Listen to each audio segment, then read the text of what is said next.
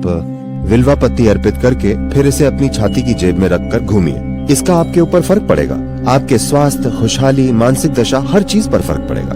काबिलियत से है। तो विल्वा में ऐसी काबिलियत है, अगर आप उसे लिंग पर रखते हैं और फिर उठाते हैं तो ये उस स्पंदन को लंबे समय तक बनाए रख सकता है। ये आपके साथ बने रहते हैं। अगर आप इसे अपने साथ कुछ दिन तक रखें तो इसका असर होगा। आप इसे आजमा सकते हैं। आप जाते हैं, आप वो पत्ती उनके पास छोड़ नहीं आते, आप उसे वहाँ रखते हैं और फिर वापस ले आते हैं, है ना?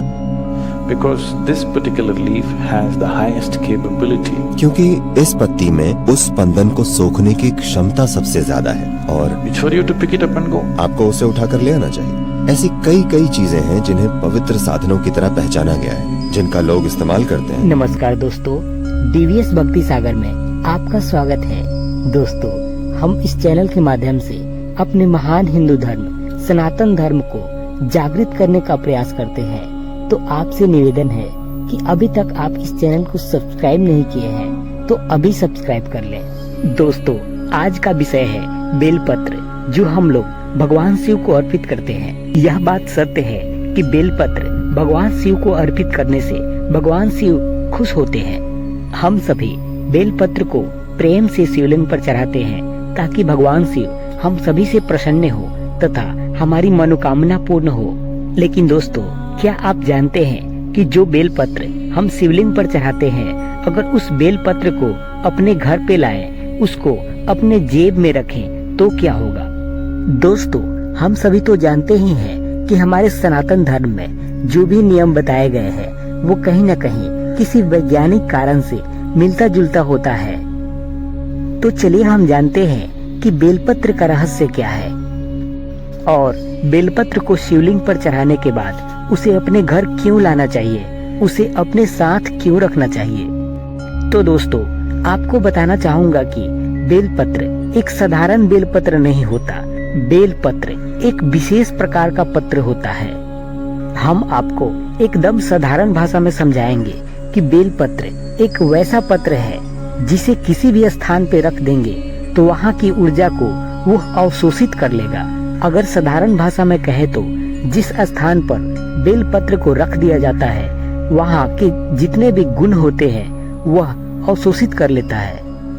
हम ये नहीं कहते कि वह अवगुण को अवशोषित नहीं करेगा, हालांकि वह गुण हो या अवगुण हो, वो हर तरह का चीज अवशोषित कर लेता है। जैसा कि उदाहरण के लिए, अगर बेलपत्र को किसी अशुद्ध स्थान पर रख दिया जाए तो यह कह सकते हैं कि वहाँ के अशुद्ध चीजों को भी वह अवशोषित कर लेगा, क्योंकि बेलपत्र एक विशेष प्रकार का पत्र है। इस बेलपत्र को भगवान शिव से जोड़ के देखिए तो चलिए हम समझते हैं।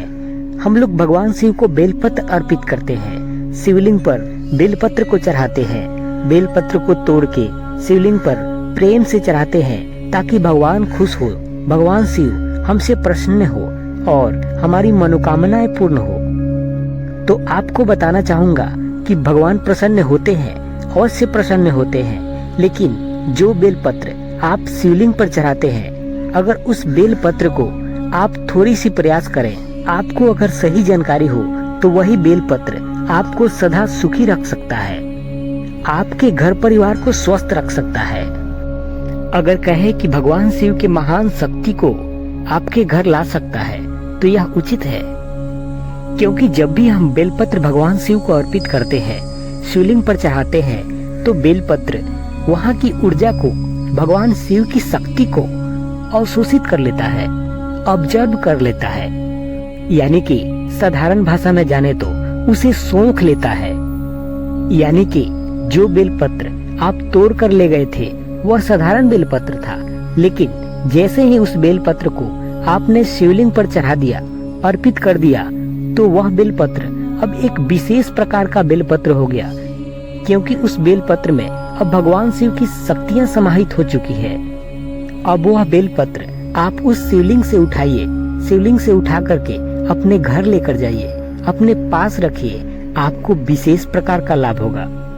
तो दोस्तों, आशा करता हूँ कि मैं आपको सही से समझा पाया हूँ कि शिवलिंग पर चढ़ाया हुआ बेलपत्र अवश्य अपने घर लाए, उसको अपने साथ लाए, हो सके तो कुछ ही पत्ते लाए, लेकिन अवश्य लाए, इससे आपको बहुत लाभ होगी। तो फिर मिलेंगे अगले वीडियो में। तब तक के लिए ओम नमः शिवाय।